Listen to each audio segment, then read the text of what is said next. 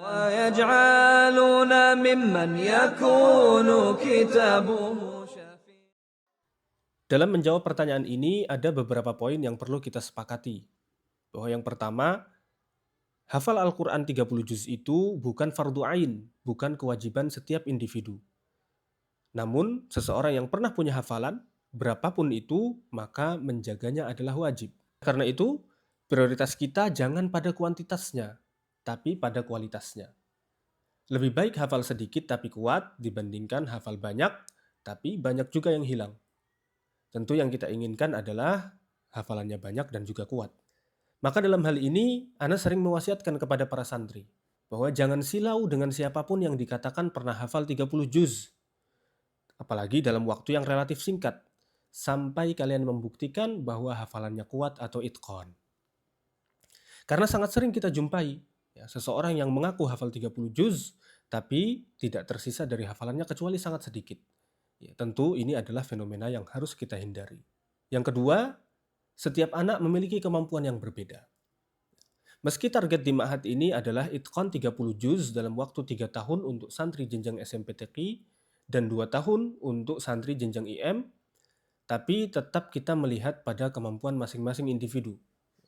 Tidak mungkin kita samakan sebab setiap anak memiliki kelebihan dan keistimewaan masing-masing. Maka bagi santri yang tidak selesai selama 3 tahun di jenjang SMP, jangan putus asa.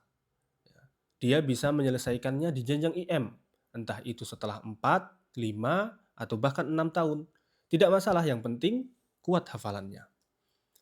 Ana juga sering sampaikan kepada para santri, jika melihat ada temanmu yang sudah selesai hafalannya dan kuat, maka jadikan itu sebagai motivasi. Jangan sampai sebaliknya, malah menjadikanmu minder. Fokus saja pada diri sendiri sebab setiap orang memiliki timeline dalam hidupnya yang berbeda-beda. Yang ketiga, metode Saku Ibnu Mas'ud adalah salah satu alat untuk mencapai kekuatan hafalan. Fenomena banyaknya penghafal Al-Quran yang tidak mutqin merupakan alasan utama mengapa metode Saku Ibnu Mas'ud disusun. Jika Anda mengadopsi metode yang diterapkan pada sebagian sekolah tahfidz, yaitu tidak wajib tasmi' kamil, tidak ada ujian kenaikan juz, fokusnya pada ziyadah, maka bukan hal yang sulit untuk kalian bisa selesai 30 juz dalam waktu singkat. Tapi untuk apa? Apakah untuk kalian pamerkan bahwa kalian pernah selesai 30 juz, padahal kalian tahu dengan betul bahwa hafalan kalian tidak kuat?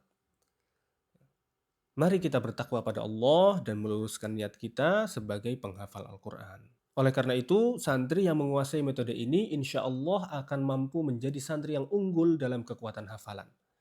Sebab tidak hanya bisa tasmi' kamil dan tes soal, itu level 1, tapi juga bisa tahu letak ayat dan nomor halaman, yaitu level 2, bahkan tahu nomor ayat, level 3. Tentu ini masih bisa kita bilang sebagai sesuatu yang langka, sebab biasanya para penghafal Al-Quran hanya pada sampai level 1 saja. Yang keempat, kunci utama adalah terus berusaha. Otak kita itu seperti sebilah pisau. Semakin sering diasah, maka akan semakin tajam. Barangkali di tahun pertama, santri hanya mendapatkan hafalan yang sedikit. Tapi jika dia terus berusaha, maka lama-kelamaan akan semakin terbiasa dan memahami metode ini. Sehingga hafalannya akan semakin cepat dan kuat. Beberapa contoh pernah terjadi. Santri kelas 7 naik ke kelas 8, hafalannya baru sedikit, sekitar 5 juz. Tapi dia mampu menyelesaikan 30 juz dengan kuat saat lulus SMPTQ. Karena sekali lagi kuncinya adalah terus berusaha dan terus semangat. Memang yang menjadi masalah adalah sebagian santri masih belum memiliki motivasi yang kuat, sehingga bertahun-tahun di Ma'had ini progresnya belum juga signifikan. Namun Ana harapkan dengan pemaparan Ana barusan bisa mendongkrak motivasi para santri dan para orang tua untuk membesarkan hati anak-anak mereka, memberi mereka semangat dan juga doa yang tidak putus-putus. Mudah-mudahan kita bisa menjadi ahlul Quran yang sejati, yang berakhlak dengan akhlak Qur'ani. Amin. Barakallahu fiikum.